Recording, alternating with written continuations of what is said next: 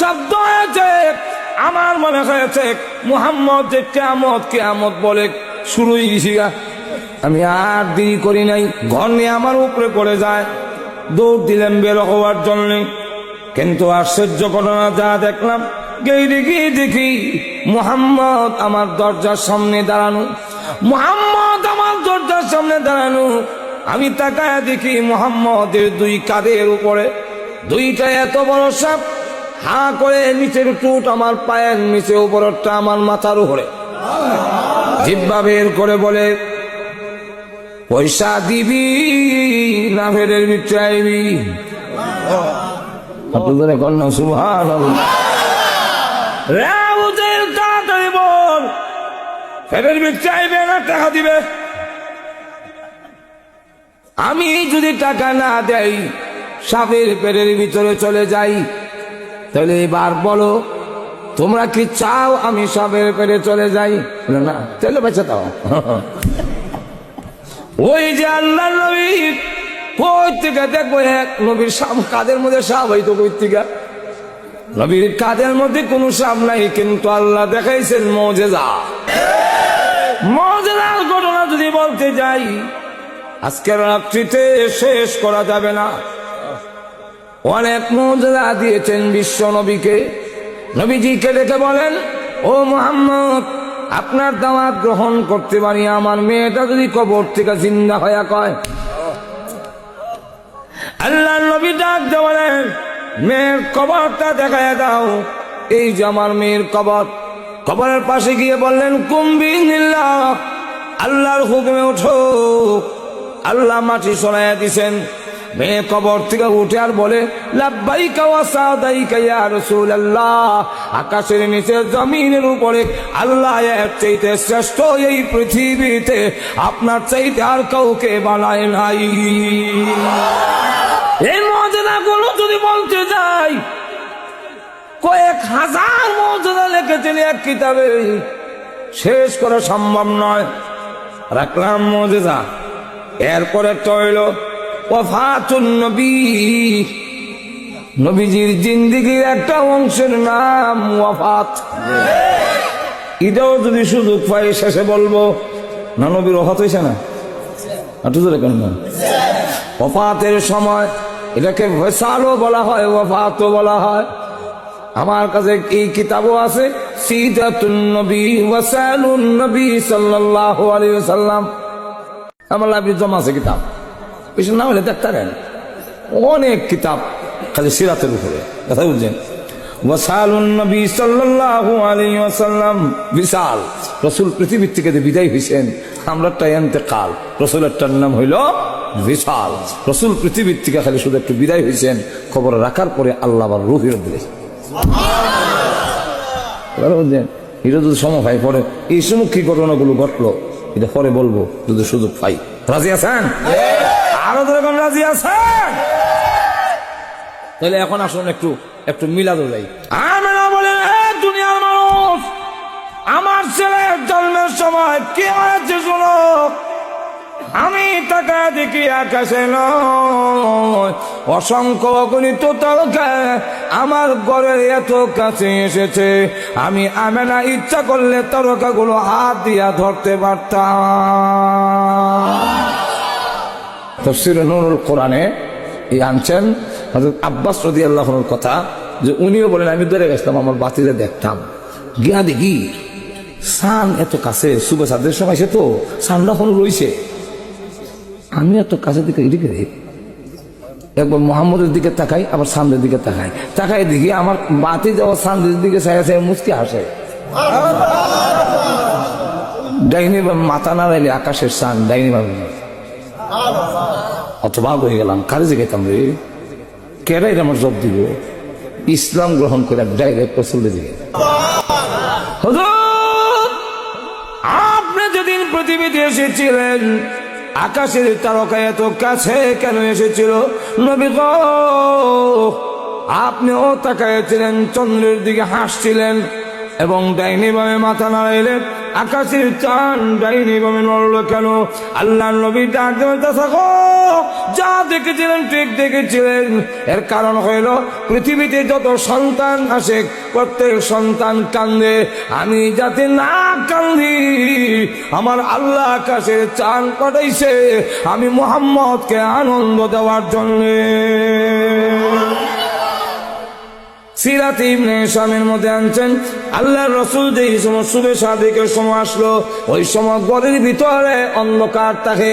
শুভে সাদিকের সময় দরজা খুললে বাইরে প্রসাব, ঘরের ভিতরে আন্দাজ। আর তো দূরে কম না, এমনি তাকায় দেখি সারা ঘর আলোকিত হয়ে গেছে।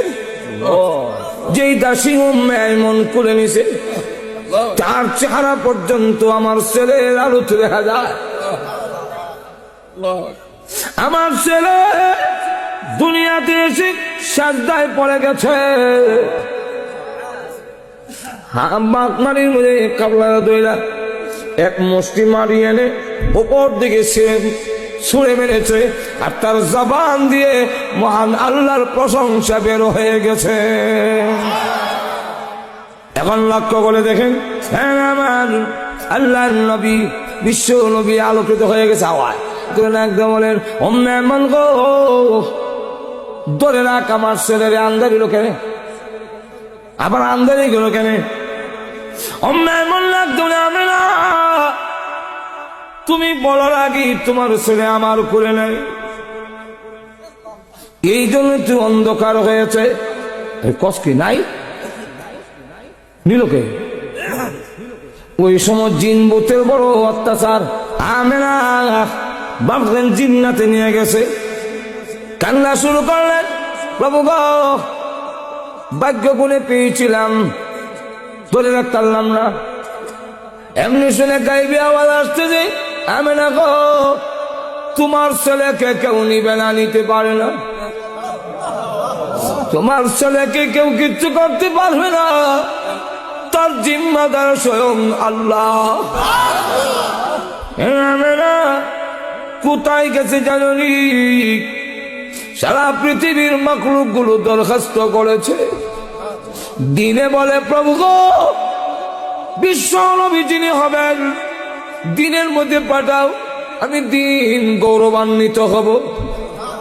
রাত ডাক দিয়ে বলে আল্লাহ আমার রাত বানাইছো, এমনি আমার কেউ দেখতে পারে না, চোর ডাকায় সাপ বিচ্ছু সবগুলো রাইতে, আল্লাহ রাইতের মধ্যে মুহাম্মদকে পাঠাও যাতে আমি সম্মানিত হতে পারি।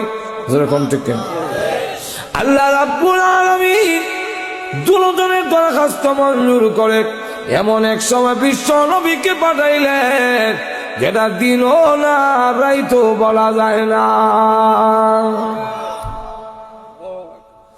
অসংখ্য গণিত মাখলুক গুলো দরখাস্ত করাতে বিশ্ব নবীকে দেখার জন্য। ও আল্লাহ বিশ্ব নবী রাহমাতুল লিল আলামিন যেদিন দুনিয়াতে আসবে, আল্লাহ যেই নবীর খাতিরে আমরারে বানাইছো এই নবীর একটু দেখাও। আল্লাহ রাব্বুল আলামিন তাদের দরখাস্ত মঞ্জুর করে। সিরাত ইবনে হিশামের মধ্যে লেখা আল্লাহর নবীকে ফেরেশতার কোলে উঠাইয়া ও আমিনা মাশরিক থেকে মাগরিব, পাচ্য থেকে প্রতীচ্য, পূর্ব দিক থেকে পশ্চিম দিক পর্যন্ত তাম দুনিয়া ভ্রমণ করাবার জন্য পাঠাই দিছি।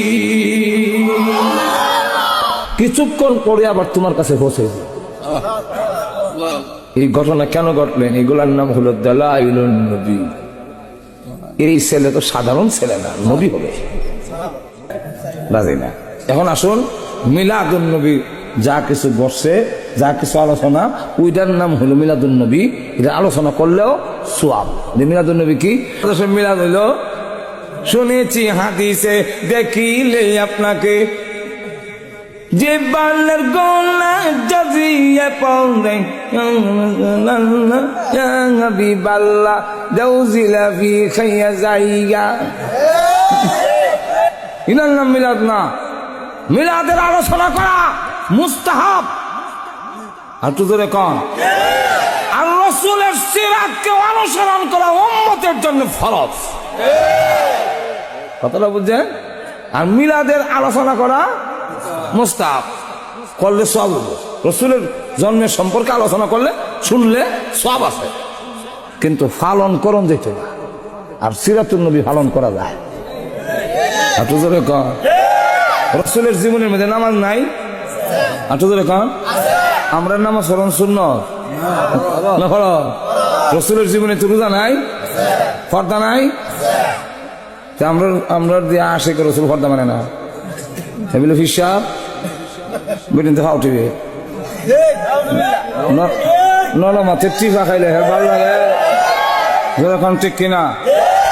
যেই পীর পর্দা মানে না, মুরিদ নিয়ে দিয়ে ফাউটিবা, এটা যে বলল মিস্টার ইবলিসের মধ্যে কোনো সন্দেহ নাই। জামাই যাতে মিলে তাহলে নাই, জামাই ধরে যাতা না, হের দ্বারা থাকতো কিন্তু বদমাই চিন্তা করে। জামাই যখন বাদ দাও না গো, বাদ দাও না, তোমার আত্মকিত অবশ্যই গেছি। আপনারা কাছারি তো আইসেন, কথা বলছেন কাছারি তো বালা, কাছারি কিন্তু ঢুকে দেবো গা সুযোগ পাইলে। আরো তো এখন সতর্ক না থাকলে ঐতিহ্যবাহী একটা গ্রাম কাছাই, যেরকম ঠিক না ঠিক না। আলিম ওলামা, কথা বলছেন আলিম ওলামা আব্দুর রহমান নূরী, আব্দুল ওয়াহাব সাহেব রাহমাত বরকাতুহুম, তাজউদ্দিন রহমাতুল্লাহ আলাইহি সহ বহু আল্লাহর ওলিরা মাটির গুহায় আছে। এদের প্রচেষ্টার কারণে বেদাত মুক্ত একটি গ্রাম কাছাই গ্রাম যদি সতর্ক না থাকা হয়, বন্ডরা ঢুকে যাবে ঈমান আমল নষ্ট করার জন্য। বন্ডতে বুঝবেন কেমনে? বুঝলে এইটা দি পর্দা করে না, মুরিদ যে দিলে বই আট মারে, ধরে কর না। শরীয়তের বিধান যদি না মানে বুঝবেন এটা হলি না, জোরে কোন ঠিক কিনা? আর জোরে কম একটা হইলো গণনা কমে মনে করেন ফিরে গেছে দাদা দাদাকে গো আইস না, নজর এখন ঠিক না। আমরা দেশে তো আইন কানুন বুঝে না, দুপুরের সামনে ফিরে আর একটা হইলো ইচ্ছাকৃত ভাবে লইয়া বইয়া ওখান টিপা দাও, তেল দাও, গোসল খান করাইয়া দাও, এ যে বদমাইশ, এটার মধ্যে কোনো সন্দেহ নাই। রসুল সাল্লাল্লাহু আলাইহি ওয়াসাল্লাম আম্মাজান আয়েশা সিদ্দিকার সাথে কথা বলতেছেন, এমন সময় আইসে একজন সাহাবী, উনি অন্ধ, আব্দুল্লাহ ইবনে উম্মে মাকতুম। সালাতু ওয়া সালামু আলাইকা ইয়া রাসূলুল্লাহ। রাসূল আয়েশা পর্দার ভিতরে যাও। রসুলের বিবিগণ আমরার মা, আল্লাহ কোরআনে ডাইরেক্ট উল্লেখ করছে। হাঁটু জোরে কন্যা। এর পরেও রসুল বলতেছেন পর্দার আড়ালে যাও। আম্মাজান আয়েশা তো খুব বুদ্ধিমতী মহিলা, উনি ডাক দেয়া কয়, হুজুর আমি পর্দা গিয়ে কি ধরতাম, উনি তো চোখে দেয় না, আমি কথা কইতাম না, বইতাম, দেখতো না তো। রসুল বলেন আয়েশা তোমার না বেটা দেখতো না, তুমি যে দেখবা। চিন্তা করছেন? আরে এখন মারিফত বিলে, মারিফত, এটা মারিফত না মরবার ভক্ত। যাই হোক, এখন আসুন রাসূল সাল্লাল্লাহু আলাইহি ওয়াসাল্লামের মিলাদুন নবী পালন উদযাপন তো করার কোনো সুবিধাই নাই, মানে আলোচনা করা সওয়াব। আলোচনা করা কোন জাতের সওয়াব? মুস্তাহাব। কোন জাতের সওয়াব? মুস্তাহাব। আর সিরাতুন নবীর আলোচনা করা এবং পালন করা ফরজ। কথা বুঝছেন? ফরজটাই কইলাম, রাসূলের সিরাতের ভিতরে ফরজ আছে, ওয়াজিবও আছে, সুন্নতে মুআক্কাদা আছে, তো ফরজটাই ধরলাম। তো রাসূলের সিরাতকে অনুসরণ করা উম্মতের জন্য ফরজ আর মুস্তাহাব। এখন মুস্তাহাব দর্শি আর ফরজ মিলাদুন নবী পালন করার জন্য আমরা কম মিলাদের কথা বলেন, সিরাত না তাহলে কেন? বিলা সিরাতে গেল তো নামাজের কথাই, সিরাতে গেলে কে কথাইব? নামাজের কথা আসবে, পর্দার কথা আসবে, এটা বাদ দেন। মিলাদুন নবী যেহেতু ইতা নাই, জোরে কোন না মুস্তাহাব, এই ফরজ চালা দিয়া মুস্তাহাব লইলে এই মুস্তাহাবের সওয়াব পাওয়া যায় না, ইয়াদ রাখতে হবে। যেরকম ঠিক কিনা? নাভির থেকে নাভি সহ আডু পর্যন্ত ঢেকে রাখন কাপড় দিয়া সুন্নত না ফরজ? যেরকম ঠিক না? আর মাথা মাঝে ফাঁকরি বান্ধে সুন্নত, মুস্তাহাব সুন্নত, মুস্তাহাব সুন্নত। আর এটা বানলে 70 গুণ সওয়াব আরো বেশি হওয়া যায়। নামাজ পড়লে 70 গুণ সওয়াব বেশি। এখন একবার মসজিদে গেছে, ভাগরে জানো এবার লঙ্গি যখন আছে অত বড় সবটা ছেড়ে দিই কেমনে, লঙ্গিটা টান্দা খুললা মাথা দান দিয়েছি। এবার আমি আপনাদের জিজ্ঞাসা করি, বেটার সুন্নত মাথাত আসেনি না বিলে পাগড়ি বান্ধে আছে নাই কেমনে, সুন্নত তো বান্ধা সব আসেনি, সব হবনি লঙ্গিটা করলে আমাদের পাগড়ি বান্ধলে সব হবে তো নামাজ পড়লে কেন আরো এখন কি নাই, ফরজ না থাকলে মুস্তাহাব থাকলে তেমন সব থাকে না। সিরাতুন নবী যারা পালন করবে না, মিলাদুন নবীর আলোচনা কিয়ামত পর্যন্ত করলেও কোনো সওয়াব পাবে না। আপনারা কাছারের বাজারে দেখুন মাঝে মাঝে কেসকি মাছ, গুড়াগাড়া মাছ উঠে বাঘা হিসাবে গেছে না, তুই এক বাঘা কত বলে 100 টাকা, নাও দাম হয়ে যাবে বেশি, না নেন আর কাপড় দেয় এক্সট্রা অতিরিক্ত লাগাইয়া দেয়, এটা কয় ফাও হাঁটু তো দেখুন না, এটা কিন্তু পয়সার বাইরে ফাও, বাগাটা 100 এটা ফাও যেরকম, ঠিক না?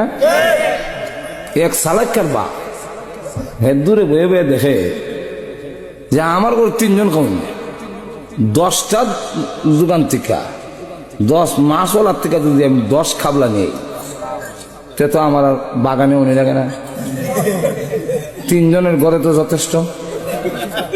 এমনি গিয়া হয় কইও ভাই আমি তো ভাগা নিতাম না, ওই যে লাগাই একটা ফাও যে দেও এটা আমারে দিল। মাছওয়ালা কয় সালাইকার বা এই ফাওটা বাগার সাথে ফিট করা, কার সাথে ফিট করা, বাগার সাথে ফিট করা, বাগা নিবা ফাও হইবা, বাগা নাই আপনাদের ওখানে ফাও নাই, যেমনি ভাবে বাগার সাথে ফাওটা ফিট করা। ও মিলাদুন নবী ওয়ালারা আপনারা জেনে রাখেন, মিলাদুন নবীর সওয়াব সিরাতুন নবীর সাথে ফিট করা, সিরাতুন নবী অনুসরণ করবা মিলাদুন নবীর সওয়াব পাইবা, আর সিরাত বাদ দিবা মিলাদুন নবী পালন করলেও সওয়াব পাইবা না। আমরা যারা সুবিধাবাদী এরা চায় মিলাদুন নবী থাকলে ভালো, সিরাতুন নবী যাইতে রাজি না। এখন আসুন মিলাদুন নবী যা কিছু বসছে, যা কিছু আলোচনা, ওইটার নাম হলো মিলাদুন নবী, এটা আলোচনা করলেও সওয়াব। মিলাদুন নবী কি? আল্লাহর নবী বিশ্বনবী রাহমাতুল লিল আলামিন দুনিয়াতে আসার সময় যা কিছু ঘটেছে এগুলা দুনিয়ার কারো জিন্দেগিতে ঘটার মতো নয়। তো দেখুন না ঘটবে, আমল করা সম্ভব না, ঘটানিও। 1 নম্বর হারা লক্ষ্য করে দেখেন, আল্লাহর নবী এই কথা বলেন, উনার মা আমেনা বলেন আমার সন্তান যখন পেটের ভিতরে গেছে